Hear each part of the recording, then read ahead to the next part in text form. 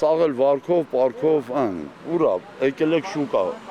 ապրանքից բացի առնողտելու մեզ։ Լոլիկի դաշտերում այս տարի բերք կա, բայց գյուղացիների դեմքերին մեկ է, ժպիտ չկա։ Մեյմանդարի շուկայում վաճառողներն ասում են, ամբողջ օրը սպասում են գնորդի, բայց տուն են վերադառնում գրեթե ձեռնունայն, դատարկ գրպաններով։ Իսկ նրանք, ովքեր ամիսներ շարունակ վարկով մշակել են հողը, այսօր կանգնել են ամենածանր հարցի առաջ՝ ում վաճառել բերքը եւ ինչպես փակել պարտքերը։ Առավոտից շուկաներում նույն պատկերն է, արկղերը լի են միրգ բանջարեղեններով, բայց գնորդների հոսքը զգալիորեն նվազել է։ Որ հեկտարներով մշակում Բայրան չկանարավոր չի որ դարկեր չունենա, որտեղ գնա 40 հոգով բանվորներ են պահում։ Ուրիշ թեք չի ճաքի, մենակ իսկ բազարի մեջից մարդ վեկալես,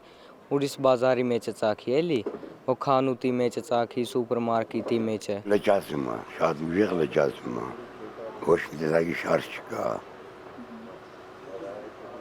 ժողովրդի դերեն երևի գումար չկա։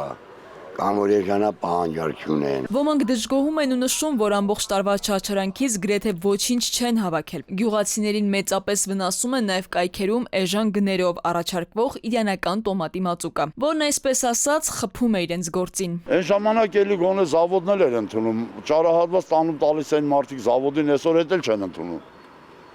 Հələ որ եթե ստենաս մարդկա պամիդորը թափիր ջերմոցի մեջ նեխիրել։ Բայց նույնիսկ այնտեղ, որտեղ բերք կա, խնդիրները ավարտված չեն։ Գյուղացին վստահեցնում է, ինքը բերքը էժան է տալիս, մինչդեռ սպառողը նույն ապրանքը գնում է մի քանի անգամ ավելի թանկ։ Շահույթը ասում են, ճանապարհին է մնում ու հայտնվում միջնորդների գրպանում։ Պահանջարկը շատ քիչ է, եթե էժանել է,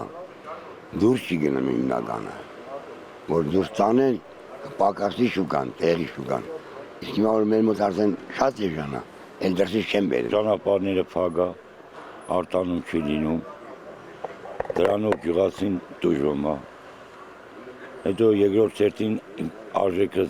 ընկնում է։ Պարարտանյութ, թունաքիմիկատ, վառելիք, ոռոգում, աշխատուժ։ Գյուղացին ասում է, ամեն ինչ թանկացել է բացի իր աշխատանքի արժեքից։ Աշխատող գտնելն էլ առանձին խնդիր է դարձել։ Իսկ եթե անգամ հաջողվում է գտնել, օրաբարձերն այնքան բարձր են, որ շատերը պարզապես չեն կարողանում վճարել։ Այս ամենին գումարվում են վարկերը, շատերն ասում են, հողը մշակել են բանկից վերցրած գումարով, հույս ունենալով, որ լոլիկը կվաճառեն ու կփակեն վարկերը։ Բայց այսօր արդեն այդ հաշվարկները իջիկ են դարձել։ Այս օրերին լոլիկ արտադրողները ի նշան բողոքի փակեցին Երևան երասխավտոճանապարհը։ Նրանք ասում են, պահածոներ արտադրող ընկերությունները հրաժարվում են լոլիկ մթերել, պատճառաբանելով, որ պահանջարկը նվազել է։ Անց տարի ասեցին մյուս տարի լավ ալնելու, այս տարի ավելի վատ եղավ։ Որ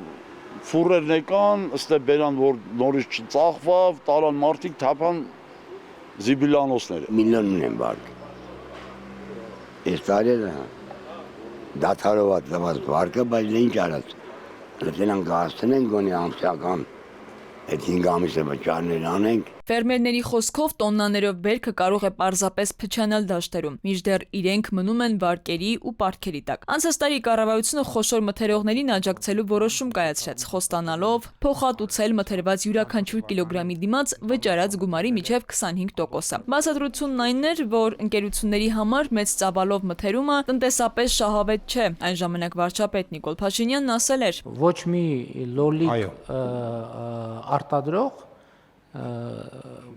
գործարանի դռների առաջ պետքա չմնա։ Այսօր սակայն նույն հարցը կրկին օրակարգում է։ Ռուսաստանի կողմից կիրառվող տնտեսական սահմանափակումներին ու արտահանման հետ կապված դժվարությունները ըստ գյուղացիների էլ ավելի են խորացրել, առանց այդ էլ ծանր վիճակը։ Նրանք ասում են, բերք ունեն, բայց շուկա չկա։ Գյուղացին այս ամառ հարկադրված է պայքարել ոչ միայն եղանակային վայրիվերումների, այլև շուկայի դեմ։